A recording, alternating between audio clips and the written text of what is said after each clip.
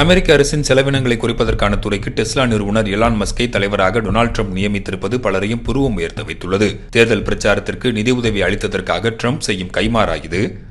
அமெரிக்க அதிபராக பொறுப்பேற்க இருக்கும் டொனால்டு டிரம்ப் தனது நிர்வாகத்திற்கு ஏற்ற தலைவர்களை தேர்வு செய்வதில் தீவிரம் காட்டி வருகிறார். தேர்தலின் போது டெஸ்லா செயல் அதிகாரியான எலான் மஸ்க் டிரம்பை தீவிரமாக ஆதரித்ததோடு பல கோடி ரூபாயை டிரம்பின் பிரச்சாரங்களுக்கு வாரி வழங்கினார். டிரம்ப் தேர்தலில் வென்றதும் எலான் மஸ்கிற்கு அவர் முக்கிய பொறுப்புகளை வழங்குவார் என பேசப்பட்டது. இந்நிலையில் அமெரிக்க அரசின் செயல்திறன் துறைக்கு எலான் மஸ்கை தலைவராக டிரம்ப் நியமித்துள்ளார். இவருடன் தொழிலதிபராக இருந்து அரசியல்வாதியாக உருவெடுத்த இந்திய வம்சாவளி விவேக் ராமசாமியும் இணைந்து செயல்பட உள்ளார். புதிதாக உருவாக்கப்பட்ட இந்த துறை அமெரிக்க அரசால் இன்னும் அங்கீகரிக்கப்படவில்லை. மாறாக இது அரசுக்கு ஏற்படும் வீண் செலவுகளை குறைப்பது, ஏற்கனவே நடைமுறையில் உள்ள அதிகப்படியான விதிமுறைகளை தளர்த்துவது உள்ளிட்டவை குறித்து அமெரிக்க அரசுக்கு அறிவுரைகளை வழங்கும்.